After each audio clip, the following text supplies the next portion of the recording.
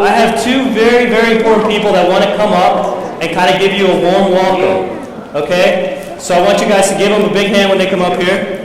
I have first Superintendent Darcy Weisner and Diana Ruff. She's the president of the local bar association, so the Benton County Bar Association. They're just going to come by, say a little bit about themselves, and then say what they do. We have a handheld mic for you. All the way in the back. I would share, but mine is kind of very personal space here.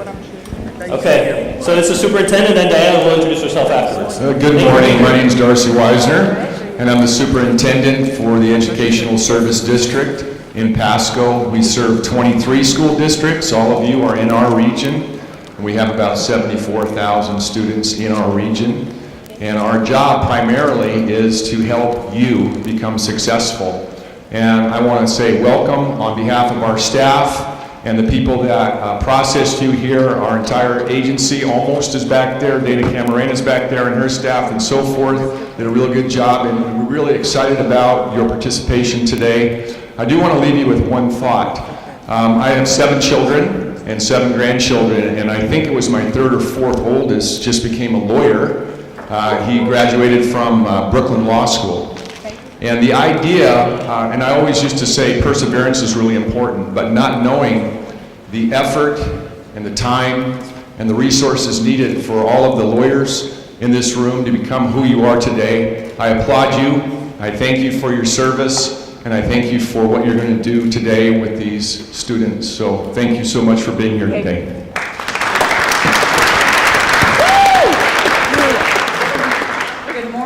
My name is Diana Ruff, and I am the president of the Benton Franklin County's Bar Association. A bar association is an organization of lawyers. We have approximately 200 members of local attorneys who practice law in Benton and Franklin counties. We get together monthly for educational purposes and social purposes. And all of us, on behalf of the Bar Association, want to welcome you here and encourage you to meet the lawyers in the room, meet the police officers who are here, meet the people who are here who want to help you in whatever endeavor you're looking towards. And I wanted to give you a little piece of advice that I thought might be helpful for you to start today. So I am the youngest president of the Bar Association here. I'm also the first prosecutor to be president of the Bar Association. And the way I got here, the way I got to law school, because I was born in Richland, my parents didn't know any lawyers. We weren't friends with lawyers. Being a lawyer was not something I thought was on my radar because it sounded very hard and very scary. But I had people who wanted to help me, who encouraged me to go to law school. And the way that I got there, the way that I got through it, and the way that I got to where I am today was because of one simple thing that I did. I learned how to ask for help. And I didn't even ask for help explicitly. I didn't come out and say, I need help, can you help me? I did that in 2 ways that I want to encourage you to implement today. I set a goal, and I told people what my goal was. And they helped me get there. And this is why. I had a goal of becoming a lawyer. So I told people, I want to go to law school. I want to be a lawyer. By telling them that, I did 2 things. I made it more likely that I was going to succeed at that, because nobody likes to fail. And you especially don't want to fail when everybody else knows you are failing. It's easy enough to tell yourself you want to do something, and then if you fail, you're the only one who knows you failed, right? But if you tell people, this is what I want, you're going to make it more likely that you will do it because you don't want to fail. You don't want other people asking you, how's that going? And then you have to admit to them that you're not doing it, right? That you're not reaching your goal. The other thing you've done by telling people what you want is you've made it so that they want to help you. Whether you know it or not, people want to help other people be successful. Everybody likes being part of a success story. So by telling people what you want to do, by going up to the police officer you meet today and saying, I think I'd really like a career in law enforcement. by going up to the judges you're going to meet today and saying, I think I want to be a judge. Whatever it is, ask for that help. And start today. Practice it today. And hopefully it's something that you can use throughout the rest of your lives. Because when you ask for help, you're going to set a goal you're more likely to meet, and people are going to help you get there. I wouldn't be where I am today if I hadn't told people, this is what I want. And if I didn't have a lot of help getting there. So that's what I want to encourage you to use your time here today for. Talk to people who can help you meet your goal, whatever that goal is. Good luck, have fun, and thank you very much for your time this morning. Thank you. Nice. Okay. So we have a skit coming up for you guys. Okay, we have an announcement.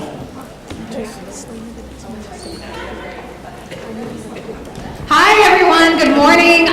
My name is Carolyn Kola. I am actually also a law graduate, but I am not a practicing attorney. I work with the state Supreme Court at the Minority and Justice Commission. So it's pretty cool. I get to work with your state Supreme Court justices to make sure that our court system is more fair, especially towards people of color. So I really, really love my job, and I actually just wanted to, before we get to the student skit, just thank all of our sponsors. So I want to thank Battelle, the Lauren Miller Bar Association, Access, Gonzaga University School of Law, Seattle University School of Law, University of Washington School of Law, Q Law, the LGBT Bar Association of Washington, Karen C. Comstead, Attorney at Law, William Covington, Attorney at Law, Washington State Minority and Justice Commission, Columbia Basin College, which we are currently sitting in their facilities, so thank you so much.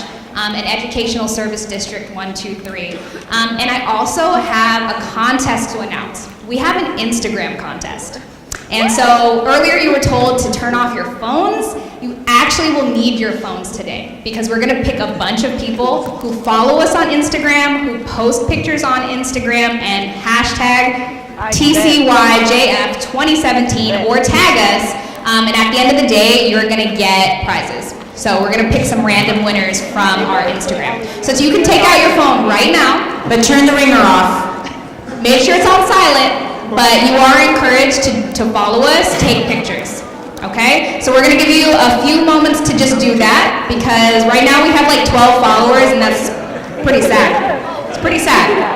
That's like nothing. So can you follow us, please?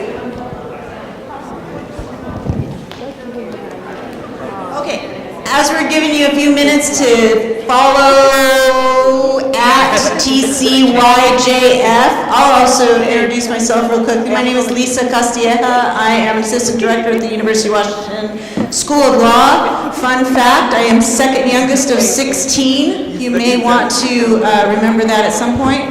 I graduated from Toppenish High School. I graduated from University of Washington. And I graduated from University of California at Berkeley. You might want to remember some of that. And I have a question for you since we got a couple minutes. Hey Omar, I want to give away a prize.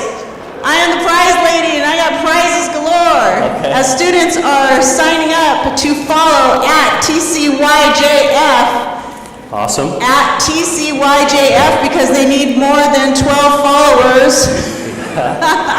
We're gonna up that numbers. I got a question. Okay. I got a question. All right. Are we? You want a particular section?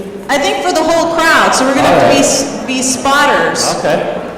I mentioned earlier. I introduced somebody. Hey, go Hawks! Judge Galvan here. Where did she graduate from high school? You saw her. Yeah. My name is Brenda Mojica and I'm from Ochoa and she graduated from Pasco High School.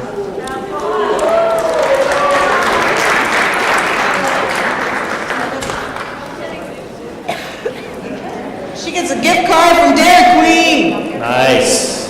Ice cream. It's never too cold for ice cream. No, but they have burgers and fries. And Oh, they stuff. have food. Yeah. Wow. Okay. The hot fudge is good too. Nice. All right. One more. One more. I think we have time for one more. Do you have a question? You want me to have another one? No, I think I do. Okay. So is the superintendent still here? No, we lost him. All right, so the superintendent spoke right before Diana Ruff.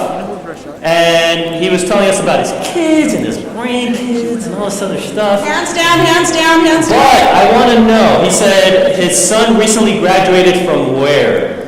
Oh, wow, okay, that was fast. I saw a green shirt, hand His raised, son green shirt. graduated recently from what school? And state your name. From what school? What school? Yeah. Do you know where you graduated from? Do we know what school? Oh, it's another green shirt. Okay. State your name. Oh, here. My name is Kelsey and I'm from Kennewick County, graduated from Brooklyn Law. Brooklyn Law School, that's right. Well done. Okay, so this is why it's so important to keep your hands down until you hear the question, because you do have to answer the question correctly. I'm not going to be as nice earlier. I kind of said, oh, okay, she was on the right track, so we gave her a card, but now it's on. It's on. All right, so we're going to give you guys a little break in some way, but I want you guys to pay attention to this next presentation. We have a skit for you. It's going to be played by community leaders here in our community. We have some police officers. We have also some students. Is that right? So we have a lot of people that have kind of put some time into getting this ready for you. So please give them your attention, and there will be questions and prizes related to this. So we'll see you guys in a bit.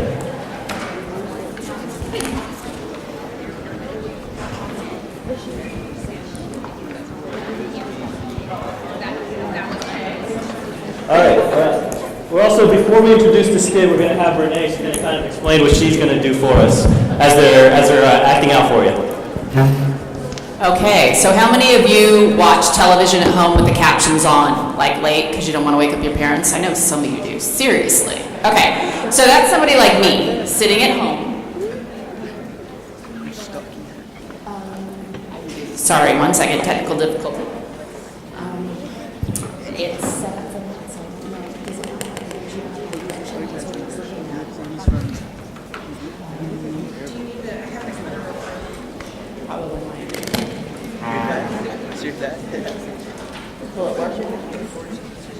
Okay, sorry. Okay, so anyway, when you're looking at the captions that are scrolling across the screen, that is somebody who's a certified court reporter like Nicole Boldis and I, and they are probably sitting at home in their robe on their couch in fuzzy slippers and getting paid to write to a television show they probably wanted to watch anyway.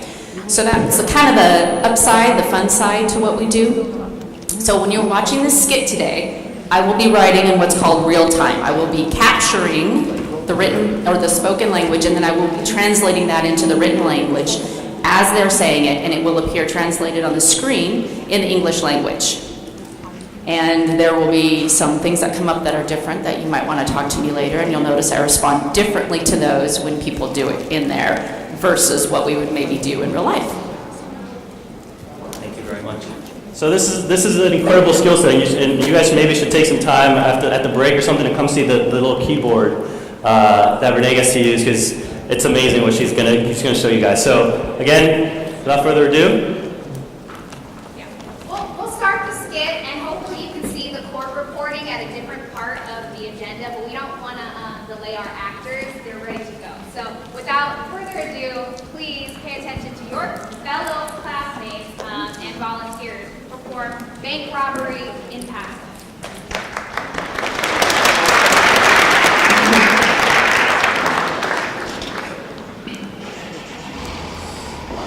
Oh my God, I'm so scared.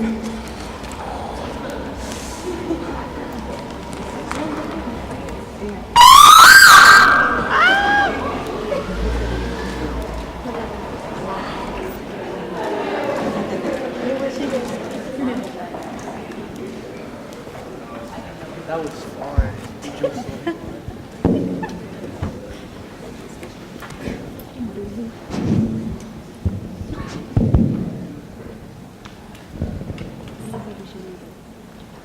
Hi there. Exactly what happened?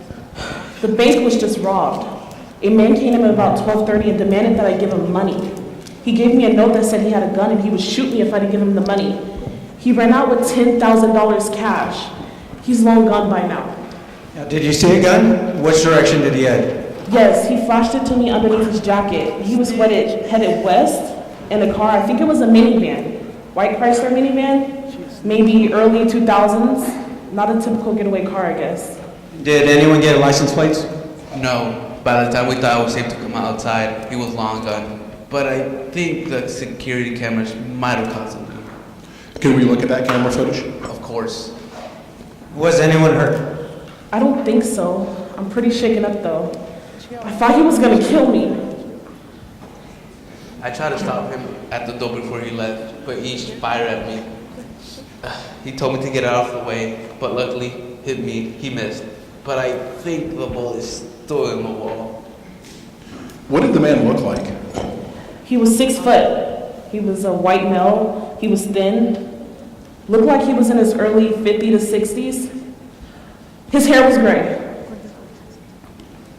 Did he have any facial hair, any scars, any tattoos? What kind of clothing was he wearing? No, he didn't have any facial hair or scars that I could see.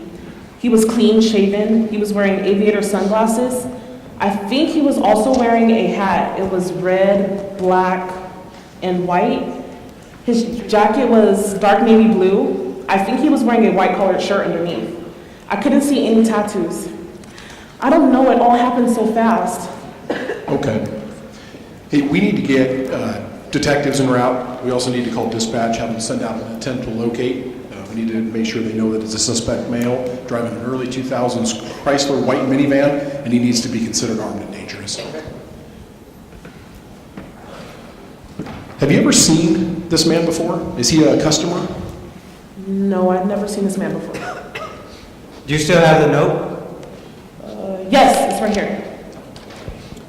Also, those 2 customers were right next to the suspect when he ran away. Excuse me. Can I talk to you guys for a little bit? No, I need to talk to you about what happened here. No le digas nada. Un momento. ¿Por qué no le dices lo que ocurrió? Dile que el gabacho salió tirando balazos. No sabes en lo que te estás metiendo con el gobierno. No mirates que en el Facebook y en el Univision te ayudan con los papeles y le ayuda a la policía. Yo le voy a decir.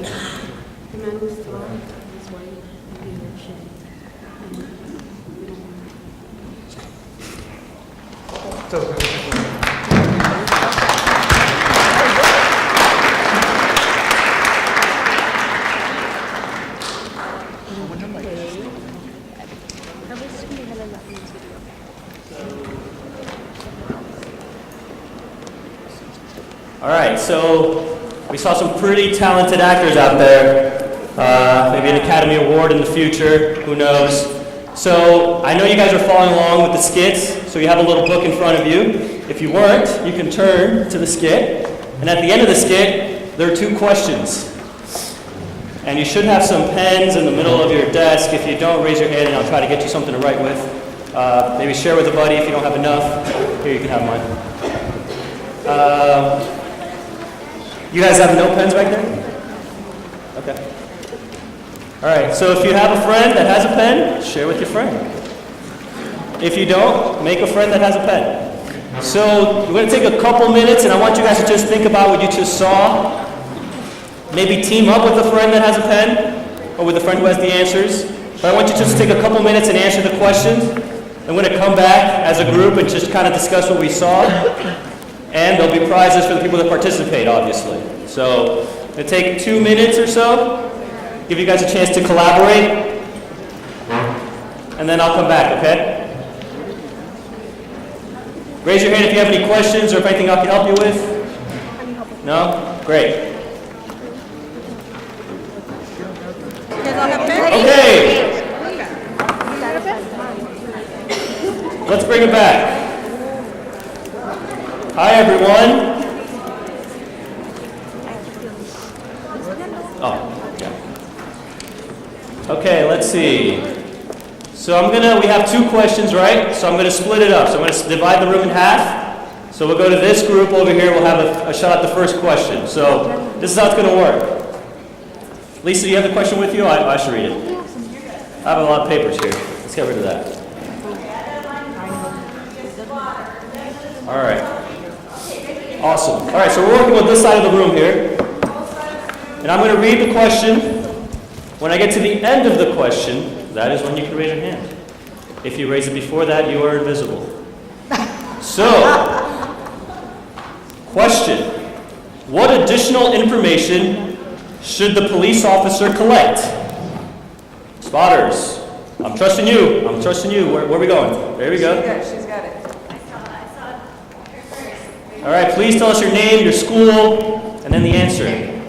I'm Jada, I'm from Chihuahua, and Jada. the type of information that they should collect is the type of bullet that was shot from the gun. Type of bullet that was shot from the gun? That sounds important. I like that. Is it prize-worthy? I think it's prize-worthy. You volunteers, you get a prize. I feel like that's commendable. Thanks, Jada. Does anyone want to add to that? We have a lot of prizes, so I can give away more prizes if there's something to add. Stand right here in the brown shirt. The brown awesome MJC shirt. Oh, this is our shirt. What? Oh, look at it's got all the sponsors on the back. Hey, look, there's UW School of Law, QLA, Seattle U, Gonzaga U. Right on, gracias. Oh, this is awesome. Did you all get a t-shirt? Everybody get a t-shirt? I didn't get a t-shirt. I didn't get a t-shirt. Okay, so what was the All right, the question was, what additional information should the police officer collect? Your name and your school. I'm Andrea Mitchell from Ochoa Middle School. Welcome. And I think the police officer collected enough information to catch the suspect. What more information should he have gotten? Do you know maybe something? Just give me anything. Probably he should have grabbed the bullet to track from what. Bullet, okay. All right. I like bullet. And he should have checked the security camera. Nice. Well done. All right, you got one more, Lisa? I'm going to ask you guys to put your hands down. We're going to do it again clearly. Man, these kids all want coffee. We're doing it again clearly. So I'm going to read the question again. When I get to the end, that's when you can raise your hand. All right? What's coffee? That's why I'm so short. Don't drink coffee too Again, much. spotter. We got a spotter? We got a spotter. No, one more here. One more. Yeah, one more. Okay. They're eager. All right, I need something different though. I need Hands something down. different. Hands All down. right. What additional information? Hands down. Can't see the folks behind you. What additional information should the police officer collect? The Judge McCullough says over there. Okay. Well, if the judge picks you. Judge McCullough said. Yomani from Walla Walla High School. Welcome. If he had an accomplice. If he had an accomplice. That's interesting. I would like to know that. That's good. Nice. I like the answer. Hold on. I got to work my way back here. Are you going to be the first one to ask for something other than coffee? Or you want coffee?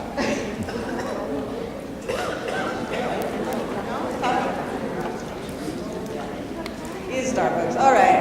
Now we know. All coffee. All coffee all the time. All right, so this side, how many questions did this guy get? 3? All right, we can be fair. We got 3 for this side. All right, so we're going to be a spotter for the second question? Omar, I don't think they're awake. I need to hear some yelling here. I need to hear some yelling. I want to hear some noise. They got some Seahawks fans? Any Seahawks fans? Yes. All right. So we're going to do it.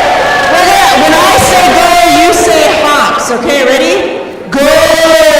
Hawks! Go! Hawks! Okay, no. I'm handing out prizes here. I need some noise. I'm way old and I'm louder than you guys. I will prove it.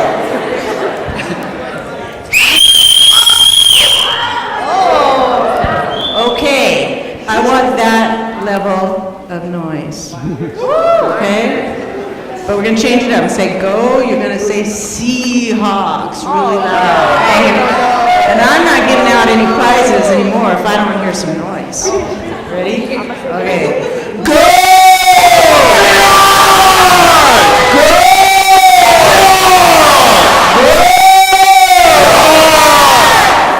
Judge Galvan, does that work for you?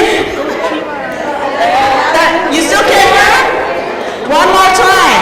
Go! All right, that's gotta work. Okay, ready to go. Okay, now I know you're awake. All right, here we go. So, again, same rules. You guys saw them playing. I'm going to read the question, invisible until I get to the end. How do you think science or technology could help them find the bank robber? I saw one way in the back, too. I'm glad I'm not a spotter. So I got one in the back. All right, put your hands down. Put your hands down. Seems like we found some more.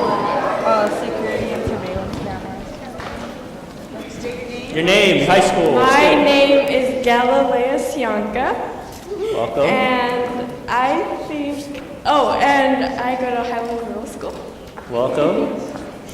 And I think science or technology could help by security cameras and fingerprint things. Fingerprint things. We're going to have someone's going to help with that later. Yeah. Yep. I like that, Lisa. I like that. I'm a fan. I think Derek. I think that's good. Sure. All right. All right. Okay. Two more questions. That easy, hands down. Hands down. The rules are clear. I think you need to change up the question. Change the question? Change up the question. You got another question? I got another question. All right, go. Yeah. Off of the skit. Okay. Off of the skit. This isn't from the ones you wrote down probably. I want to see if you were listening. At the beginning, the officer was interviewing the victim. Hold your hands down. And he asked, what was stolen? Who can tell me what was stolen? Okay, I see a hand right over there.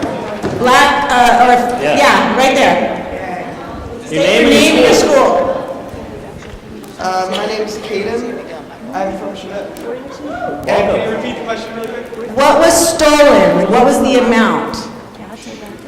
From what I remember, it was 10 million?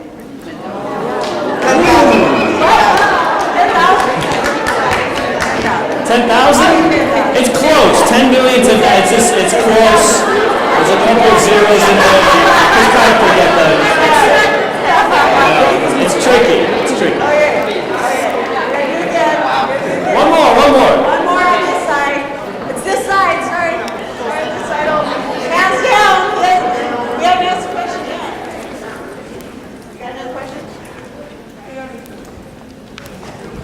So the bank teller. At some point in the skit, the bank teller talks about a car or something that was driven. Well, I haven't even asked a question, guys. I mean, there's no question mark at the end of that statement. It's just a statement. All right. What kind of car was it? Seems like we have a winner somewhere back there. Okay. Stand and state your name. Stand and state your name. Stand and state your name. My name is Emil, and it was a 2000 white Chrysler. My name is Emil, and I go to Highland Middle School. Minivan, early 2000 white Chrysler. Wow. Oh, this guy. That's impressive. All right. Not bad. You got the make, you got the year, you got the color. This is skills. A lot of skills. Okay. How about one more for the whole group? Lisa. I'm sorry, I'm prize happy, and this is going to be a big one. Omar, can you grab me another swag bag that's under the podium.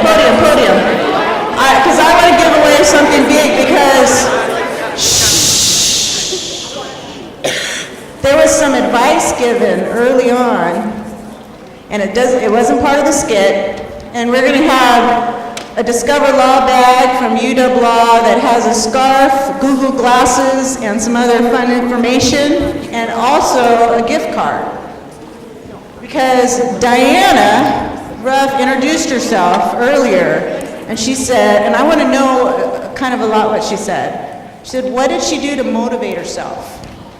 Do you get a hand? The green. Yeah. Green. Gotta earn this one. Stephanie, and I come from Chihuahua, and she said to tell everybody your goals so then you won't be motivated to fail. And why would she tell people? Oh, so she won't be motivated to fail, so people would depend on her. And what else did she say would help? You know, when she told people, what else did she say? She said that she wanted to go to law school. Mm-hmm. So. And what would happen when she told people? What would they do in response? Well, you're doing great. Keep going. Well, they would offer their help to be part of a success story. Right on. She gets a swag bag with Google 3D glasses, a scarf, and a gift card because that's really, really important. All of these volunteers, can I get the volunteers to stand and raise your hands again? Volunteers, stand and raise your hands. Okay, all of these people have donated their time here today to be with you because they believe in you. Now remember, these are attorneys, judges, students, teachers, legal professionals, all kinds of professionals in different areas. They can be your mentors, they can be your champions, but we need you to reach out to us. So remember that. Don't be afraid to go up and talk to the officers. Don't be afraid to go up and talk to the judges. Judge McCullough, can you stand? Judge McCullough, where are you? There's Judge McCullough, way over there. Go talk to this dude, he's awesome. Just a flag. Judge Mitchell? He's pretty awesome too. We got a thing going, but he doesn't have any red on, but right now I'm all purpled out. You need to, yeah, I don't know about that WSU folk. He didn't wear any red. But there's some cougars right there. That's all right. That's all right. But just remember, we're all here to help you. Okay, so I want to kind of transition over. I think we were talking about technology and how technology can help solve crimes. You guys with me? Yeah, awesome. Okay, so we talked about technology, we talked about crime. I'm really excited to introduce you guys to someone who helps solve really difficult problems using science. It's a forensic scientist, and Kristen Dury is going to come up and kind of introduce herself, kind of say what she does, and explain why it's cool to be a forensic scientist. So, Kristen, I'm going to kind of turn the floor over to you. Thank you for being here. Thank you. Can you give her a warm welcome, please? Good morning. Really? Gotta do way better than that. Try again. Good morning. Thank you. My name is Kristen Drury. I'm very happy to be here. I am the Forensic Lab Supervisor for the Yakima Police Department. How many of you actually watch the forensic TV shows that are out there willingly? Yes? Everybody's interested in it? Good. Glad to hear it. Although it is nothing really like the show in actual real life, I don't get to wear cashmere sweaters and pumps to work. I wear Tyvek suits a lot of the time and go through a lot of disposable gloves. But I wanted to talk to you today about some of the things we do in the laboratory and different areas that you can specialize in forensic science. Why it's great, why it's so much fun, and what you can do in different areas and specialize. If you like science or technology. Any math people here? Yay, all right, we like math. No, nothing? If you're into math, there's a lot of different math areas you can specialize in. How many science people we have? Really? Come on, somebody's got to love science. Okay, if you think you can't do these things, you can. You may just not be thinking about it in the right way. A lot of people don't realize that it's an applied science, okay? So we're applying things to a specific situation. There's no two situations that are the same. So it's a very dynamic, outside the box type thinking, okay? It's not always that I'm in a lab coat, standing in a laboratory, in a very controlled environment. When you work crime scenes, you work in the field, which means you have the limitations of the field, okay? So think about that. I know you guys just watched a skit. I tailored my presentation a little bit, maybe to some of those points. You guys brought up some excellent points on different areas that these guys could look for. Fingerprints, very good. One of my specialties. Firearms is my other specialty. I'm open to talk about anything with you guys. So if you have questions, please raise your hand. This is the most important thing I can point to in what we do. Locard's theory of transfer and exchange. If you understand this and have a working understanding of it, you'll be very successful in any type of forensic science. Makes sense if you think about it. Any interaction you have, whether it be with a scene or another person, chances are you're going to transfer some of what's on you to them or to the scene and vice versa. This is really important to think about as well. You guys noticed when you had the officers come into the scene, there's potential risk there, right, for them to contaminate something that may have been touched or already handled by a suspect, right? Those are some of the things in the dynamic situations I'm talking about we want to guard against when we go to crime scene processing. Oops. Again, physical crime scene itself, we're looking for physical items, and they can be as big as a house or as small as a hair. Sorry. Oh, thank you. I didn't touch anything. So it can be, I'm not touching it. I don't know why it's excited. Yeah, sometimes technology fails, okay? We are all human, even if there is the best computer in the world. But it can be very important, obviously, to notice the smallest fleeting things, such as a smell or something that appeals to the five senses when the first officer arrives, or it could be something as large as an entire carpet that you have to take and process inside the laboratory with more specialized equipment. I'm sure you guys have all heard of the word DNA, right? Everybody knows DNA, we all have it. It's very, again, useful in a lot of our crime scenes because it can identify people. Something else that was mentioned back here, I believe by you, was fingerprints. Who said the fingerprints? Ah, there she is. There's some specific things with fingerprints, obviously, that make them better than DNA. Something to think about. You have, anybody in here an identical twin? No twins, wow. Fraternal, okay. Fraternal, right here, identical twins, beautiful. So what's great about identical twins? They have the same DNA, right? But what's different? What's their hair? No. What's different?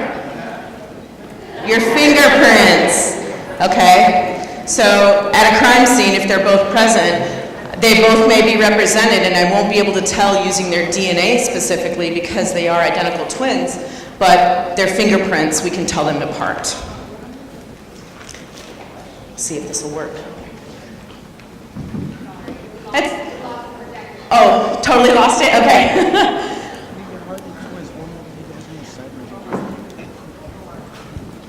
Some of the other images I wanted to show you were of fingerprints developed on actually a banknote. It was mentioned fingerprints would have been helpful. That's absolutely correct. Banknotes, especially in a robbery situation, are the key piece of evidence that we really like to obtain, if possible. For that reason, there's different methods we use chemically in the laboratory to develop latent fingerprints. And I had a robbery note to show you specifically where that has been successful in the past. Someone else mentioned digital technology or the video camera. Also one of the best pieces of evidence we can get. Not only for the investigator to watch as the suspect comes in, but also for the crime scene investigator, because I will watch it for a different reason.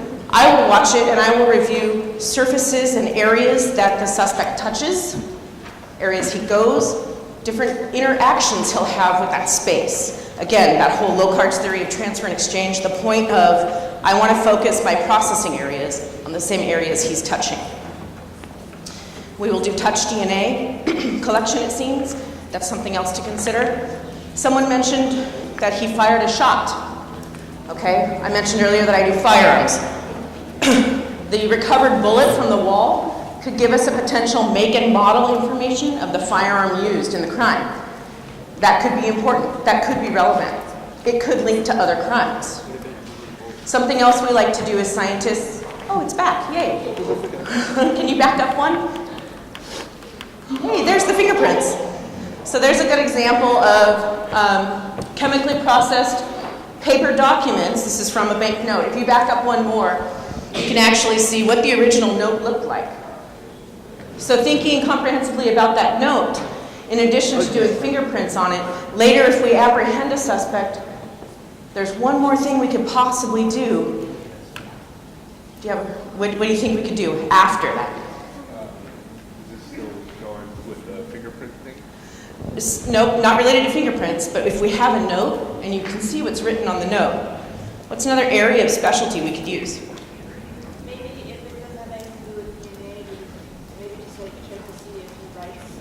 Writes the same way, handwriting analysis, that's absolutely correct. Okay, so again, there's many, many areas and different processes that can happen to one single item of evidence. Okay, you can go ahead and move forward. We also use forensic photography a lot.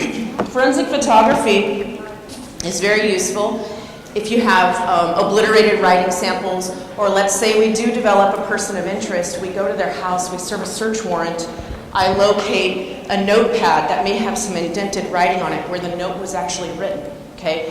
This is very good corroborating evidence, gives us more detail, where it was written, those types of things. You'll also notice one of these specifically is a piece of notebook paper, it's ripped in half. This was a banknote that was used. It has been processed on the upper half for fingerprints, which is why it looks discolored. But you'll notice that it was ripped in half, and you can see that line, okay, that matching edges. The lower portion of that notebook paper was found at the suspect's residence at a later date. So again, very helpful for investigators to link that up. Firearms analysis, we do a lot of different types of examinations on firearms. Firearms themselves have serial numbers, which will trace back to original purchaser information that we can use. Those that like math I mentioned, trajectory analysis. Okay, something else that's important at a crime scene for reconstruction. Where was the shooter standing when the shot was fired? That type of information. There is actually an app for that. You can look on your phone. There's an app for that.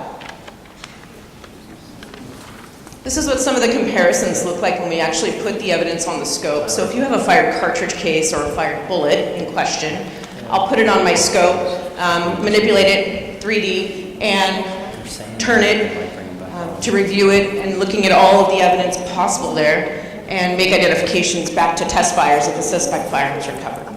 Or I can give you general rifling characteristic information, give you a list of suspect firearms. Questions? Yes? Would it work if you only had like a partial? Will it work if I only have a partial what? Fingerprint? Hold on, can you please stand so we can see you? Where are you? Who's asking the questions right here? All right, with that purple shirt. Right on. State your name and the school you're from. Nathania Otis and Kenwood High. Would it work if you only had a partial fingerprint? Yes. Like a half or something? Yes, so you don't need an actual, and it's an excellent question. Latent fingerprints by nature, you have to remember how you touch things and how you handle things. Very rarely do we actually get a complete and entire rolled perfect fingerprint. Most of the time we're dealing with partials, or we're dealing with difficult substrates that they're placed on to develop them from and get a good comparison. Excellent question. My name is Raylan, I'm from Highlands. Don't multiple bullets work with like one gun, or one gun work with multiple bullets or something like that? Or, Are you speaking of calibers? Yeah. Yes. Like, can't one gun fire like 5 different types of bullets? Manufacturer caliber. Two parts, yes, to answer it in the short frame. Caliber is designated by the size of the opening of the barrel, actually, in the chamber of the firearm, which will allow, it's a size restriction, what will fit. If it fits, it ships, pretty much. Okay. In other regards, manufacturers, many different types of manufacturers make different types of ammunition, and they will all fit in the designated size firearm. Yes? Right over here. Oh, sorry, who's over here first? Right. I'm Brittany from Kenwood High, and how much do forensic scientists actually work with medical examiners in real life? Very good question. A lot.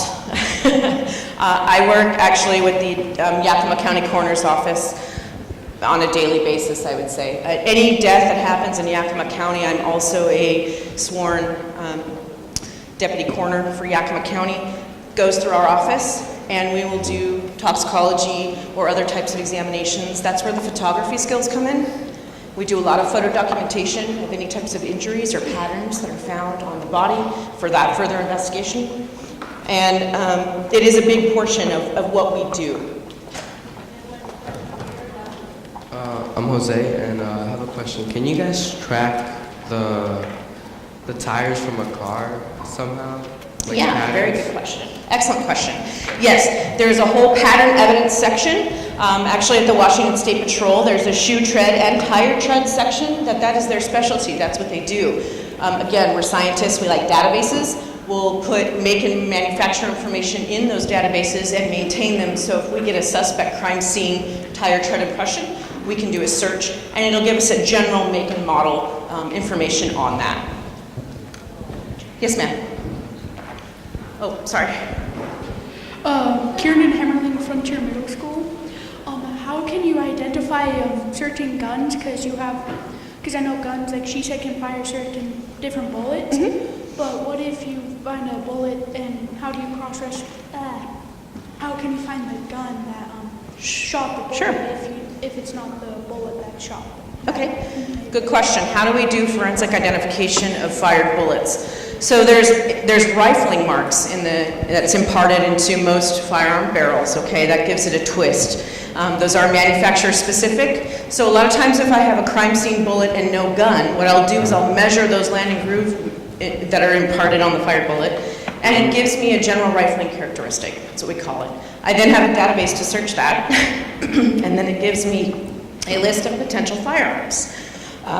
If I have a suspect firearm that's recovered, we generate our own test fires, and then we do a direct comparison of those test fired bullets to the crime scene bullets. Sometimes that can be challenging because bullets hit things and they get damaged or they become overmarked, and so sometimes they're not of value for that.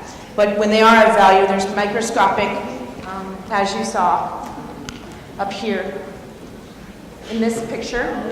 You can see this is a land impression, and you see those brighter lines, if you will. Those are small minutiae that we'll review, and they have to be in agreement with each other, significant enough to identify around all surfaces of the bullet.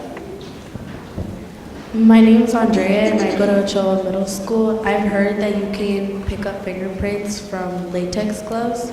How do you do that? Very good question. Yes, latex gloves. When you put gloves on, obviously you take them off.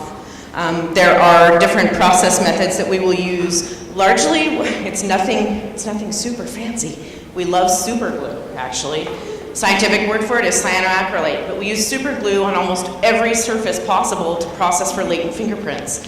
It stabilizes them and allows us to process them with additional chemical means, dye stains or microsil casting materials, where we can reverse those and make a lift to identify the fingerprint inside the glove.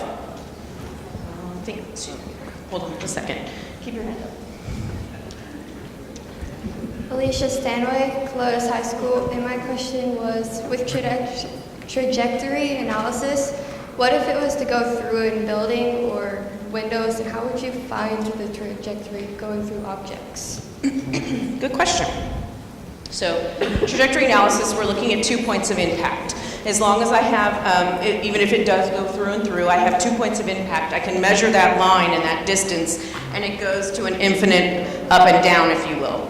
And that goes to speak within reason, because we know the suspect probably wasn't 8 foot tall, unless they were standing on something, right? So we call it a limited universe. We work within a limited universe, and we would report out, obviously, that line of path of travel, and then within that line, certain possibilities. If the person is standing, if the person is kneeling, or they happen to be on something. And we answer those types of questions based on the environment that we find the trajectory in. Last question here. I'm Jada from Chihuahua. How do you find evidence if it was washed away with bleach? If it was what? Washed away with bleach. Crime scene cover-ups. Yes, we do have a lot of different types of latent processing methods, even for blood. So chemical agents can be used in an attempt to either clean up a crime scene or alter a crime scene. That's not uncommon. A lot of times we have very sensitive other chemiluminescence that we'll use, like luminol, blue star, things of that nature that will react with the heme in blood, the red blood cells in blood, and will give a positive result. It may not give as detailed as a result as the original blood spatter pattern per se, because they probably wiped it and smeared it around and made it more difficult for us, but it will give a positive result, and then we can get DNA from that. Okay, thank you, Kristen. I give her a round of applause. Thank you. Okay. Right now, what I'm going to have everybody do is stand and stretch and move your arms, kind of move your legs, roll your shoulders, kick your legs. Yeah, shake it out. We need to do some yelling. This time, we're going to do some yelling. I want to hear some noise. I want to see if anybody can whistle as loud as I did earlier. Who can whistle? Who can whistle? All right. What? Who's that? Who's that? Oh, I see him on the stage. Who just whistled? Who just whistled? Right there, I see her. Raise your hand, be proud, be proud. What? That's a good whistle. Right on. Oh, it was one of, wait a minute, that wasn't one of the students? Is there a student that whistled? Oh, okay, let's hear it. Let's hear it. Right on.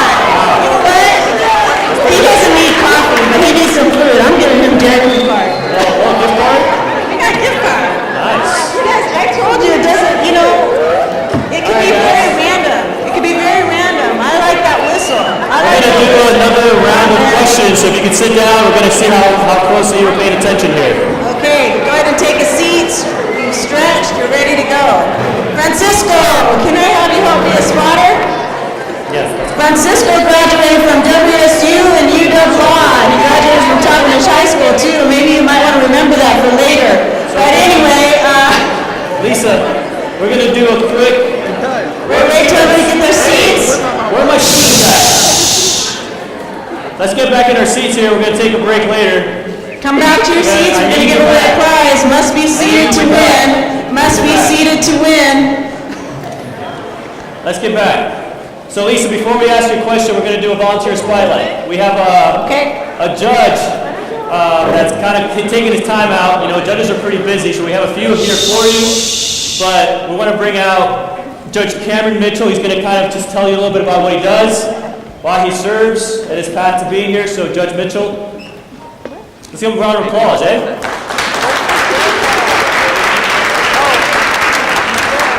You got the mic for him?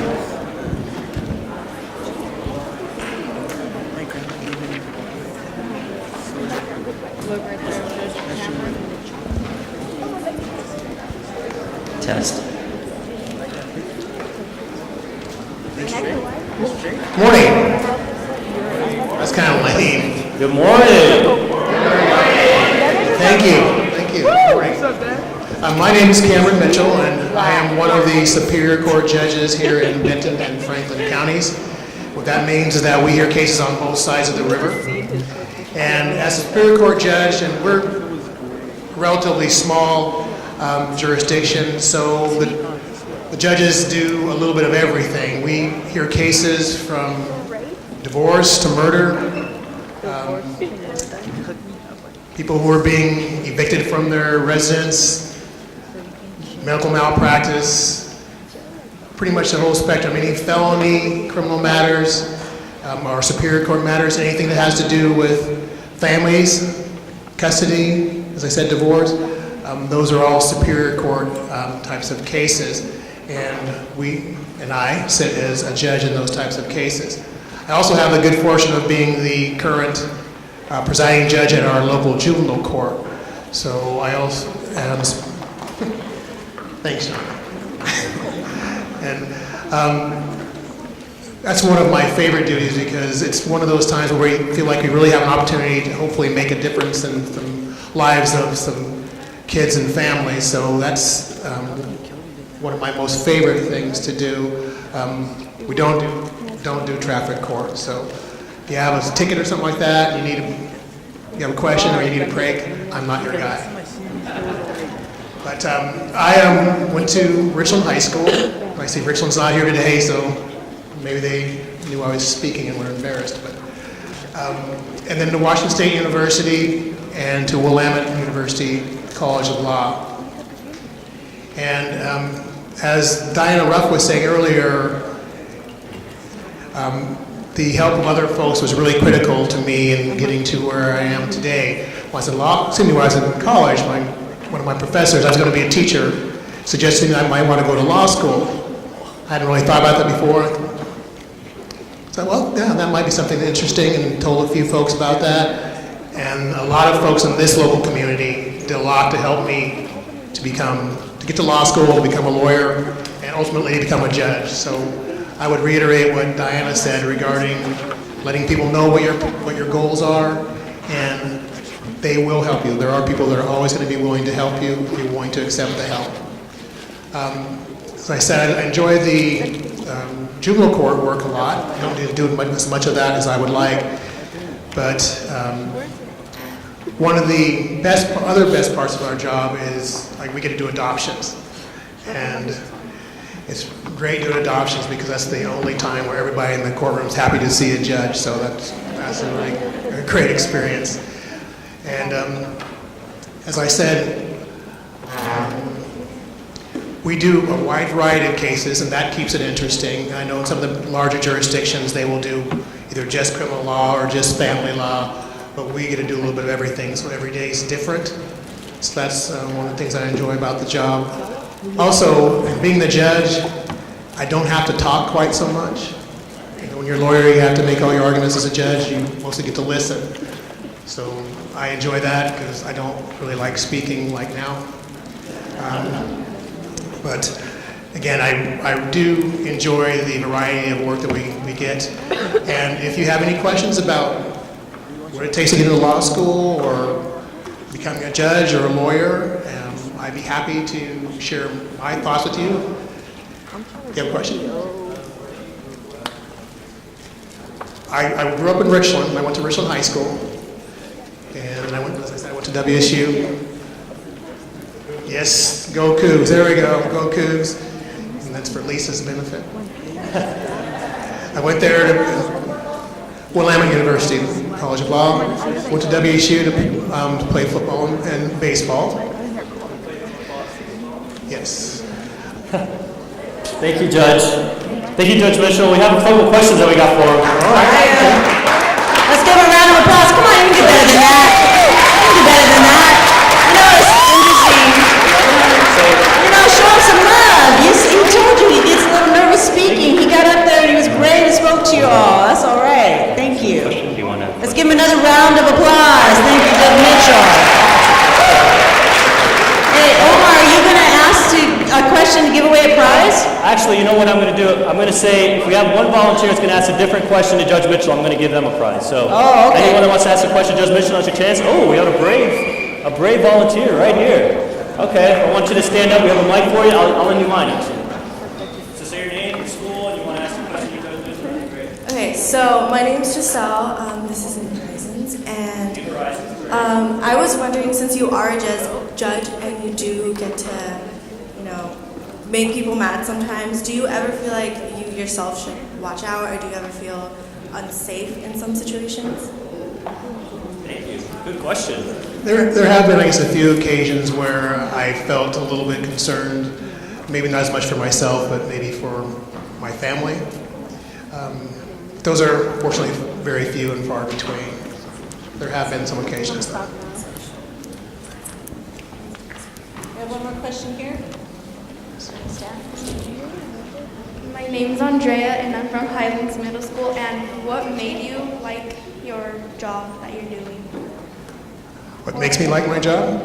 Again, there's a lot of variety in my job, and I don't mean to be mean, but as a judge, you don't really have any clients, so you don't have to worry about dealing with the clients and maybe trying to advocate a position that maybe you yourself don't really believe in. So as a judge, you're not in that situation. You get to do what you believe is right under the facts and the law, whatever case it is, and you don't have to worry about other people's agendas. So that is one of the things I enjoy. Lisa, I got one more presenter, so I got to... Okay, I just have a quick question for him. This student here was asking a question. I want to see if he listened. Can you tell me two of the schools that Judge Mitchell graduated from?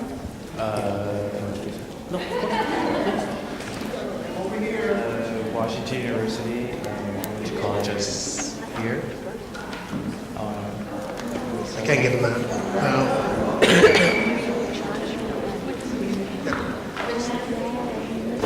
My name is Monica, and I'm from Chihuahua. He went to Richland, and that is you. All right, there we go. One of the other really great things about my job is the people I get to work with. I get to work with a lot of really great people who are really dedicated and do a marvelous job serving the community. And one of those people is here to talk to you. She's going to talk to you now. Ana Armijo is our primary court interpreter. Good morning. My name is Ana Armijo, and I am a Washington State Court Certified Interpreter. I am the contract interpreter for Superior Courts in both Benton and Franklin County.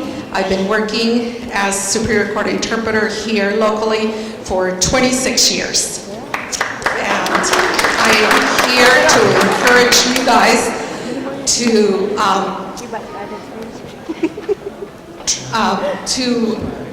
that want to become an interpreter. We are in desperate need and will be more so in the next couple of years. I want to retire sometime soon, but we are now have a great shortage of interpreters. Can we give an example? Do you do simultaneous or consecutive? There are 3 modes of interpreting. Simultaneous, which means that you are interpreting as you are listening. And usually that is at a speed of about 110 words per minute. And then there is a... Wait, hold on. I'm going to ask for a volunteer right now. Can I get a volunteer right now over in the corner? Can we do an example of that type of interpretation? Sure. So we're going to have you tell everyone your name, where you went to school, and what's your favorite subject in school. And she's going to be translating. My name is Juliet Young. I'm from Walla Walla High School. So she's going to go from English to... English. Okay, start again. My name is Juliet Young. And Mi nombre es Julia. Y and my favorite subject in school is math. The microphone's kind of... To next one. Yeah, she can just give... I can't hear her. So let's go right up next to her. We're going to do an example of the simultaneous. My name is Juliet Young. Mi nombre es Julia y yo soy de la High School de Walla Walla.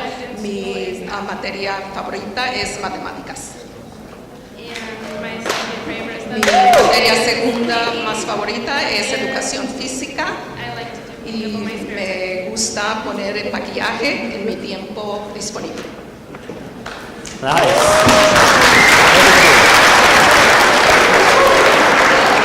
That makes it pretty difficult, doesn't it? When you have to do this. Yes. One of the other modes which would be called translating is called cite, which is documents. There is a big difference between interpreting and translating. Interpreting is always oral, spoken. Written is always translating. So when you hear someone saying translating so there is a difference, and it's important to remember that. So when you have a cite translation is a document written. And then we have consecutive, which is when 2 people are speaking, you wait, you listen first, and then you interpret. So that's consecutive. And those are the 3 modes that we are tested in to pass the test. It is a difficult test, but it's doable. And I encourage a lot of you guys to seek out this career. I have an amazing job. I also get to work with amazing people. Any questions that you have, please come up to me. I will be willing to help you if you are interested and guide you and give you ideas of how you can become an interpreter translator. It's also a well-paid job. I am self-employed, so for the most part, I get to pick my own hours. Thank you so much. Thank you, Anna. We have time for prizes? We're going to do one more speaker spotlight. Oh, one more speaker spotlight and then prizes? So if I can invite over Candelaria Murillo. Oh my gosh. Candelaria Murillo. Gandhi, you have something really important to show them. I do, and I'm also the snack person, just in case, that's who she is, And really, I want to put a plug that you should take the Go-Go's. I know not a lot of you are giving them a chance, but we've got tons of them. Try them if you haven't. But yeah, I have something really important here that I found that I have been keeping from my youth when I was around your age. I actually attended one of the first pre-law leadership conferences. Is what it was called back in the, don't say it, okay. Yeah, back in the day when the music was great and,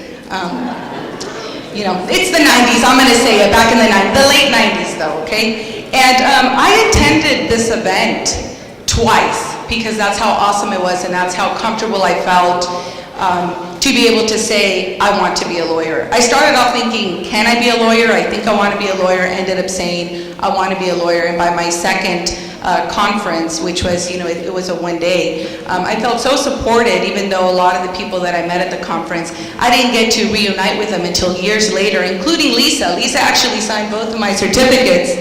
So I send you a hug, Lisa, as well as an applause.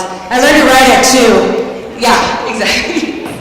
And I'm very proud of this because like I said, it was the first time that I actually felt safe to be able to say, this is what I want to do. Because there was a lot of fears, there was a lot of obstacles. I come from a farm worker family. You know, like Diana, I didn't know any lawyers. But the lawyers that I ended up knowing later on were the legal aid attorneys that my dad would sometimes go and consult with when he had a legal problem. And I currently work for legal aid, and I worked for legal aid for about 12 years in 2 different organizations. One, Northwest Immigrants' Rights Project, and what they do is provide free immigration services for free to low-income immigrants. And I currently now work at Columbia Legal Services, and we provide civil legal aid services also for free to people that are low income. And I and my colleague, Diana Garcia in the back, we have offices across the state. I am actually from the Kennewick office, and we are divided into different project groups. And depending on the project group you're in, depends on the type of law that you're going to be doing. And I'm currently part of the Children and Youth Project Group. So it's kind of self-explanatory. I work with children and youth. And some of the work that I want to highlight, just to give you an idea of what we do at Legal Aid is, for example, we're trying really hard right now to try to end student homelessness. And we're not using just lawyers to do that, but we have IT people, right? We have public relations people. We work with community organizers. You know, we work with policy analysts.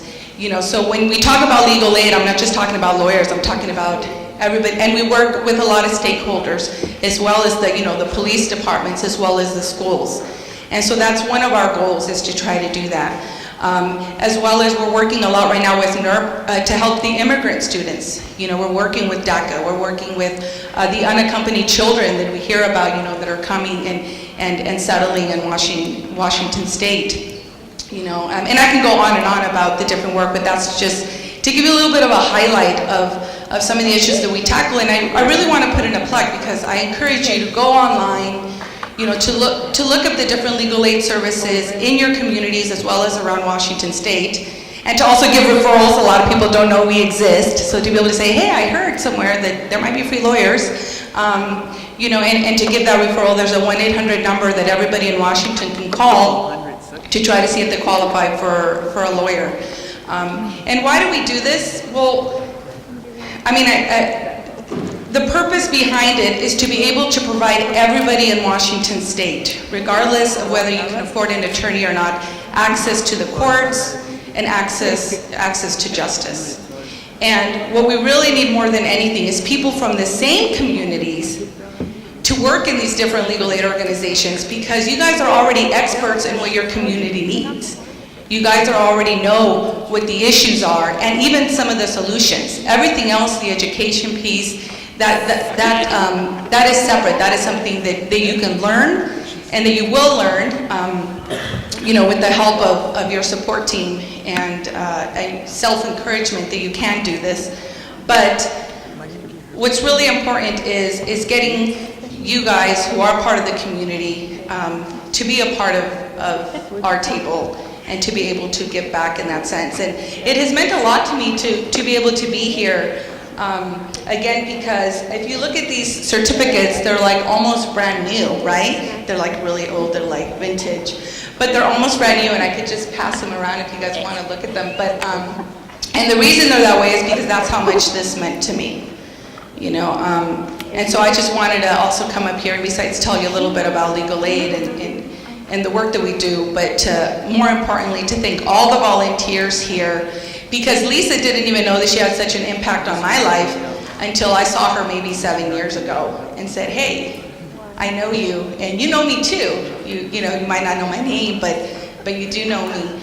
And so I want to say thank you to her, and thank you to all the volunteers, and really encourage what Diana said and what the judges said about, get to know people, follow up, create mentors, even if it might not be like a direct relationship, but even like indirectly, and just become inspired, and not only to do legal aid, but really to do any of the different careers that you hear about today. So thank you so much for your time, and I wish you all the best, and dream big. Dream big. Yeah, round of applause.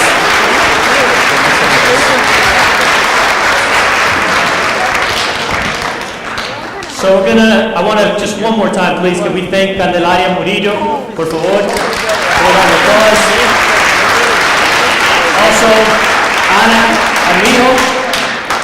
Ana, can we give her a round of applause, please? And last, never least, just Andrea Mitchell, give her a round of applause. All of these folks here believe in you. They think you can be up here. You have an example in Candelaria that she expects one of you to be up here kind of telling your story in a few years. So, again, we're all here because you are here. So thank you all for being here. We're going to take one, maybe, Lisa, do we have maybe one prize challenge? Lisa, you have one prize challenge maybe real quick before we get to the detectives? I want to challenge somebody? Oh, okay. Who's my spotters? Where are my spotters? I need this. Catalina, UW law student right here. If you have any questions about what it's like being a law student, talk to Catalina. She's going to be a spotter. Okay? And this is going to be a big one because it's going to jog your memory. I'm going to go this side of the room. Omar, you want to grab me a swag bag? Because I'm going to ask, and you got to get them all right. You got to get them all right because there's 3 parts to this question. If you don't get them all right, you don't get the prize. And it's a big prize because we got Google glasses, we got the UW Law scarf, we got a gift card, we got a swag bag. So this is for all the big stuff. This side, keep your eyes trained on Catalina because she's going to be watching. If you don't stand up and make some noise, she's not going to see you. Hands down until the question is done. You have to get all 3. Hands down. Okay, here's the question. Name the 3 schools that I graduated from.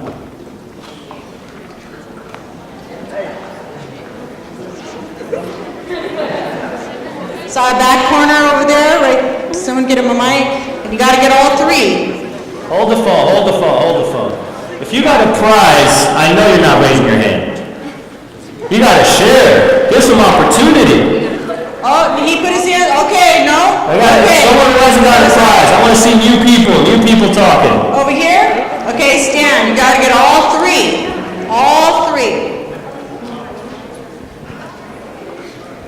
My name is Ari. I go to Highlands Middle School, and you graduated from elementary school, middle school, and high school.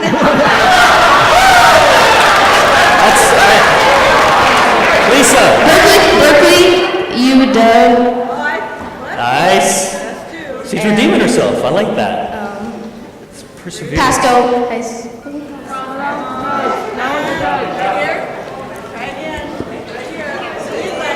Hey, Lisa. My name is Luisa Lozano. I'm from Frontier Middle School, and you graduated Berkeley, UW, and Eastern. I got another one over here. I'm going to switch sides because I don't get away. Lisa, we got one here. Wait. Go ahead.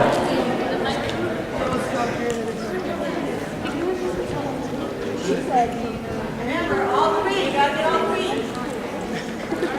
She forgot one. Don't have money. Y'all can. Here you go. Test 1, 2. Berkeley, University of Washington, and Eastern Washington. They put it in your... Let me see that.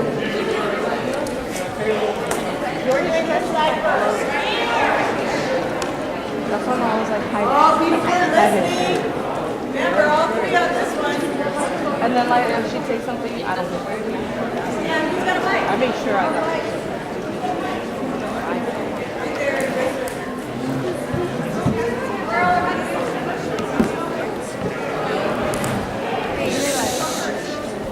My name is Mia Casper, and I go to Sugar Middle School, and you graduated from Berkeley, UW in Yakima Valley, Eastern Washington.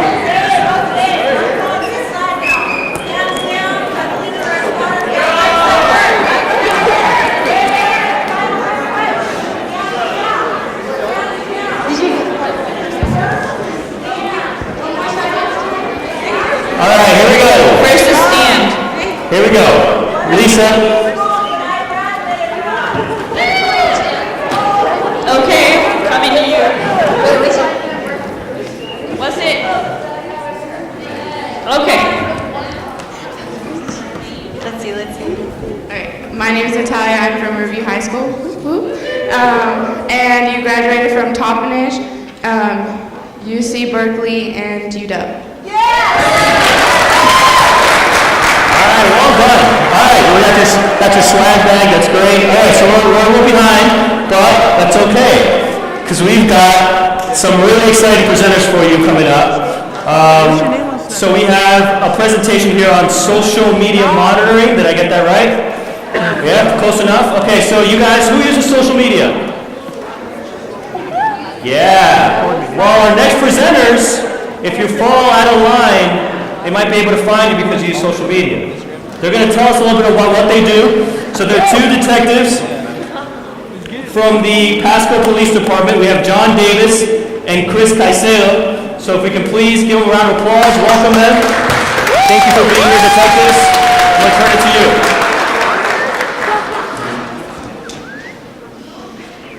All right. How y'all doing? Good? Okay. All right, I'm Detective John Davis, Detective Chris Caicedo. I'll let him introduce himself in a second. Real quick, raise your hand if you know what you want to do as a career when you grow up. Right, so like you, I knew exactly what I wanted to do, right? I wanted to be a doctor, right? I didn't want to be a cop. Nope, I never even crossed my mind, right? Not even a little bit did I want to be a cop. So I go off to college, I'm doing the doctor thing. College is hard, right? That was really hard. So I said, I'm done with college, so I dropped out, right? And I found myself working in a little town called Trona, California, right? It smells like rotten eggs. Sulfur. I was working as a chemical well operator, right, on a drill rig. Then one day, everybody's seen dirty jobs, right? So one day, Mike Rowe comes out and he does my job. So my job is on dirty jobs. I hate my job, and it's on dirty jobs. So I'm like, something's got to change, right? I got to change this. This isn't good. So I go back to school. I get my degree. I start working in probation. Probation turns into law enforcement, and here I am today, right? Being a cop. And I love it. It's awesome. It's the best job for me. It works fantastically, right? Yeah, I would rather do this than anything else in the world. So that's me. And like you said, I am Chris Caicedo, detective with Pasco. I don't have a cool story like him because all along I knew I wanted to be a cop from the get-go. While at high school, I went to law enforcement Tri-Tech, so I don't know if there's any Tri-Tech people in here. But law enforcement was really cool. They kind of made a military base a little bit. We had flag in the morning and then after lunch, so I enjoyed it. After that, I went to WSU. I graduated from Kamaikan. Any Kamaikan people here? Nope? All right, go Braves. So I went to Kamaikan, then I went to WSU. After WSU, I got into DOC and did Department of Corrections. So I was a corrections officer at Walla Walla and then in Connell. And then I became a police officer.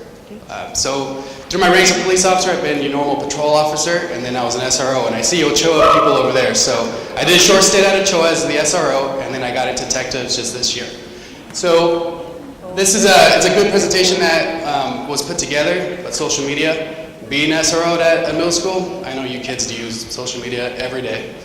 Even right now, you guys are using social media. Sitting back there, I see you guys on your phone, so I know you guys are on social media. So hopefully you guys enjoyed the presentation. We got a lot of information.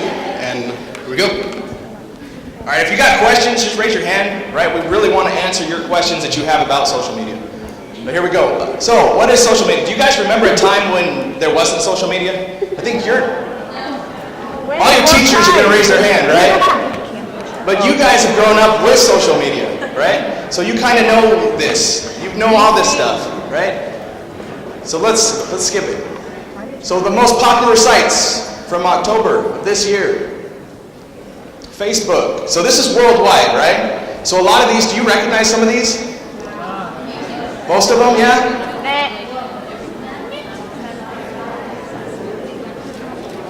So this is just websites, right? Not applications. So skip it to the apps. So this is the most popular apps. So here we got Snapchat, right? We got WhatsApp, we got Facebook Messenger. So did you guys know This top one is WhatsApp, then the orange one's Facebook Messenger. Did you know those are both owned by the same company? So which ones of these do you guys not recognize? WeChat. Okay, so WeChat is a Chinese Facebook Messenger, right? Operates primarily in China.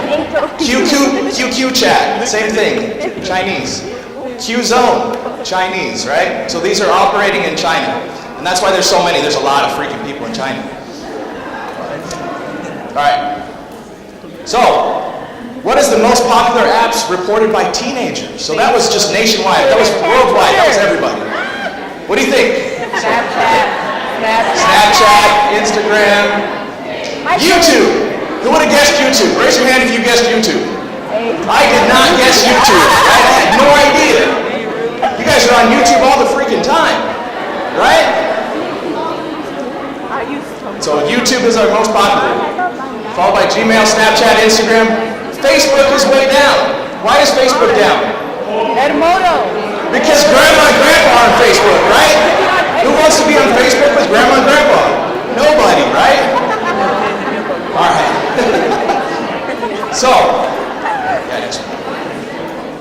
So let's do a little experiment, all right? Everybody, raise your hand. Actually, let's stand up. Everybody stand up if you have a phone or a device capable of connecting with the internet. So that's everybody, right? Pretty much everyone here. Come on. All right. Now, stay standing if you have a social media account. If you have one social media account, stay standing. Did anybody sit down? All right.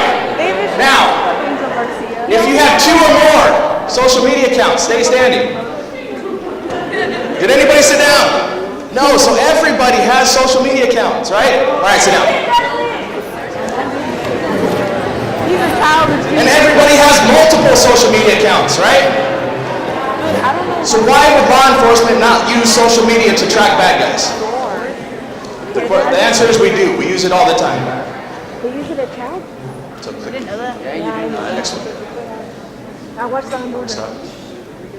So what do you think we use in law enforcement? What apps do we use? Facebook?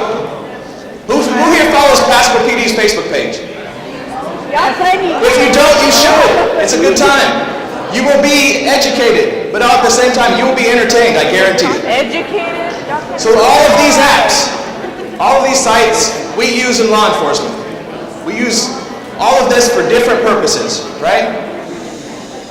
Did you guys know that law enforcement uses Snapchat? Yeah. Did you know we use Kick? David Hernandez. Or Instagram? Or YouTube? All of this stuff we use on a daily basis to track bad guys. So let's use this skit that just happened, right? Let's use this as an example, okay? So bank robbery happens at the U.S. Bank right here in Pasco, right? So we have a bunch of different applications that we can use to track social media, okay? One of those is an application called Snap Trends, right? So we put a map around the location where that incident happened, and it'll pull up social media events, things that people are posting to Twitter, to Facebook, and then we can go through and find all of those things that are relative to our case or our investigation. I'm hungry. So we can search by a geographical area, events that are occurring on social media. But primarily, we're going to use Facebook, right? Facebook is huge. From our first slides, everybody is on Facebook, everybody has a Facebook account, and everybody posts crazy, stupid stuff on Facebook all the time, right? So this is something that I use a lot. It's just a search engine for Facebook. So I can search Facebook by name, by date of birth, by anything, right? You can search all kinds of crazy stuff on Facebook, and you'll usually find it. And going on social media stuff, and be honest here, how many people will add somebody on Facebook that they don't know just because they simply sent them a friend request? No. Put their hands up high. So I know it happens on a daily basis. On a daily basis. So what social media has got into lately, it's become a popularity contest. So it's kind of a badge of honor if you got an Instagram photo that's got tons of likes on it. Or if you got a bunch of friends. It's popularity between middle school, high school, doesn't matter, on who's got the most friends. And people will bear their social status on it. So people will add a bunch of people they don't know, and it gives us even more access because now you've got friends that maybe we're looking for, but hey, we just found your stuff because all these people you don't know, we're connecting to it. Okay, so that's something to think about too. So, bank robber, right? So this actually happened in Cleveland, Ohio. Guy robs a bank, then he posts these awesome pictures on Facebook. Right? Burnt boy. So, let's say that was our bad guy, right? So what do we do next? We apply for a search warrant, right? It says right there, right? So what can we get with a search warrant from Facebook? What information is that going to give us? More information. Their address. It depends on what they put on Facebook, right? So we can get their address because we get, every time that you log into Facebook, they capture your IP address. Everybody know what an IP address is? Okay, so they capture your IP address. So we get that with our search warrant. We get any videos you posted, any pictures you posted. We get all your friends. We get all your messenger stuff, right? Even the deleted stuff, right? We get all of it, right? Y'all weird. Too is that Facebook will not tell you that we just got access to all that stuff. So you guys will keep posting, keep doing your photo stuff, whatever it may be, and we'll just keep getting all that information because they will never notify you that we have got access to your Facebook. So here's a picture of my car that I took outside the Pasco Police Department. So let's pretend that this is the bad guy's car, right? He took that picture and we got it with our search warrant to Facebook. Along with pictures is a little bit of data they call metadata. Has anybody heard of this? So incorporated in your picture is data that's basic information about the picture. It tells what camera was used, and it'll also tell where that picture was taken, right? The geographic location of the picture. So we can take that metadata, plug it into an XF viewer, and we can come up with this next slide here. So it'll show, right, the lens. It shows the exposure. It shows that the flash fired, right?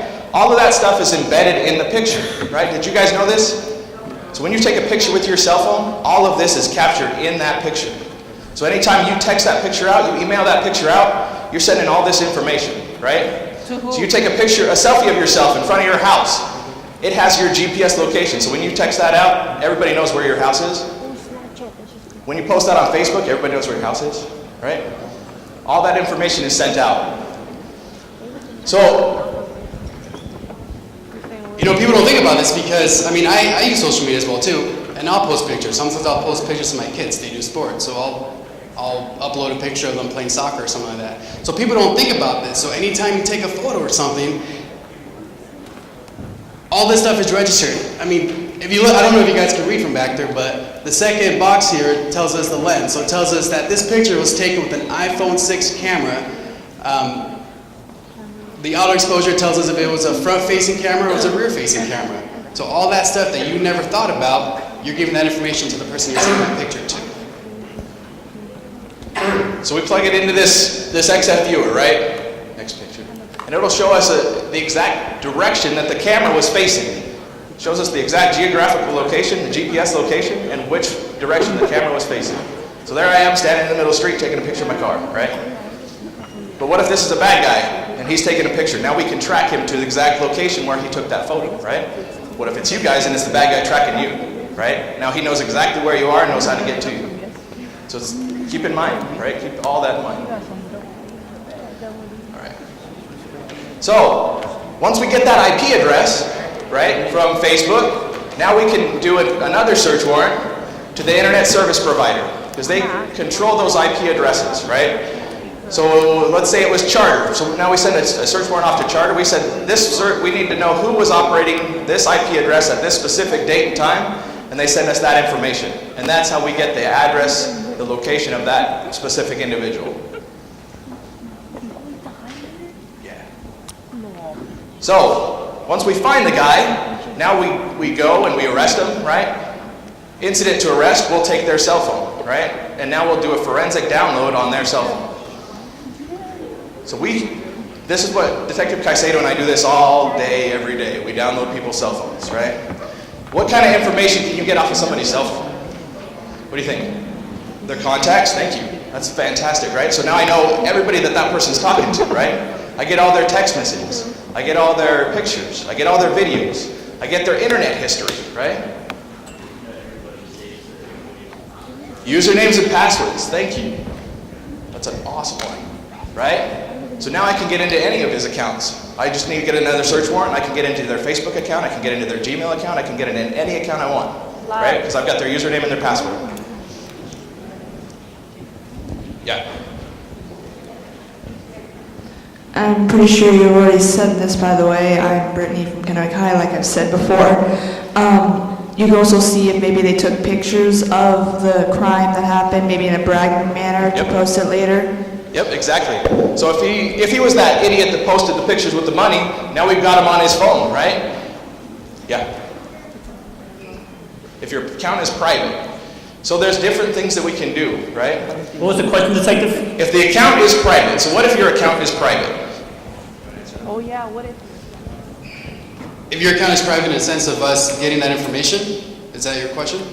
Okay, it doesn't matter if you're using Facebook, for instance, and you have a private account, we can still send a search warrant to Facebook, even though it's private.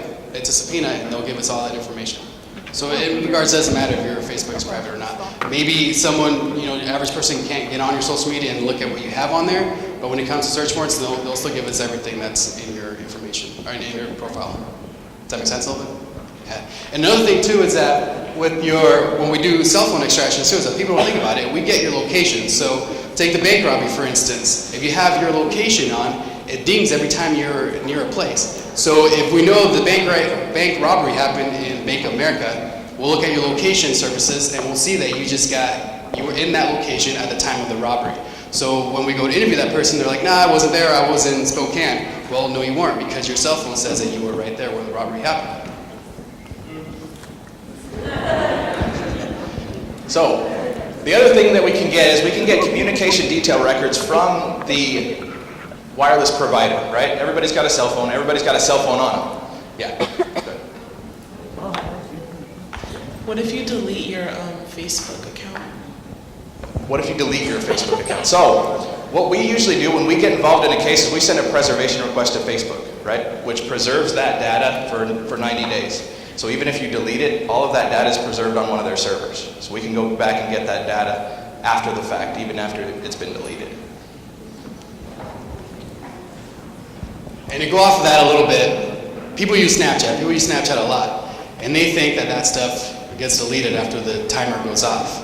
But like he mentioned, with the preservation and the search warrant, we'll get all that stuff that you just thought was deleted. Because in reality, Snapchat saves that stuff.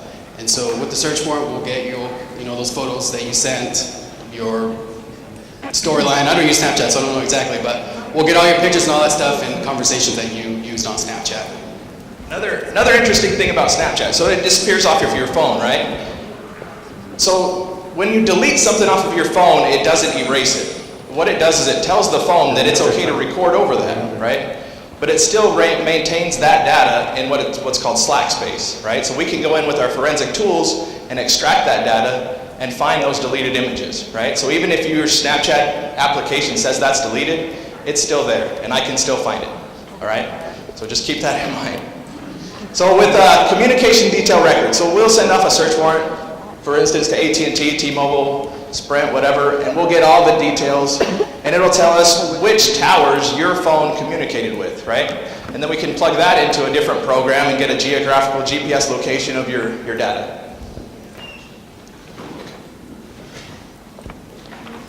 Right? So we can tell what area you were in. So if you say you were in Richland, no, you were in Pasco, right? We can tell. So here's the thing. If we can find bad guys can find you, right? So that explains why there's so much like this. So is the internet dangerous? Yeah? It is. It's scary. And the internet is not something that you just dump something on. It's not like a big truck. It's a series of tubes. Did you know the internet was a series of tubes? It's not, but that senator thought it was, and it was funny. I thought it was funny. So what's the biggest threat on the internet? Giving out your information. So click. So you are your biggest threat on the internet, right? More specifically, you uploading something stupid or posting something stupid, right? That is the biggest threat to you on the internet, right? Posting something that you immediately regret. Who has posted something and then gone, oh crap, shouldn't have put that up there? I have, right? I think all of us have at one point or another, right? Immediately regretted our decision. If you put it up there, it will be there forever, right? There's no way to get it back. It stays on there always, right? This is a dude in Cleveland. He posted a picture of himself, Burger King worker, right? Feet in the bin of lettuce that they put on the burgers. He posted it anonymously. Is there anything, can you post something anonymously online? No. There's a way for us to track everything, I promise you, right? So that's got tracked back to him. He got fired. Everybody he worked with got fired. Social media causes what? Drama, right? How many of your teachers would like to completely eliminate social media out of the schools? All of them. So this is my rule, okay? Would I be cool with my grandma seeing this? So before you post something, think about this, all right? Would you be cool with grandma seeing it? If not, don't post it, right? The other threat online is online predators, right? These guys exist, okay? This is a real person, okay? This really happens. You need to be careful. What you post online can lead these guys to your front door, right? When you communicate with people online, know who you're communicating with.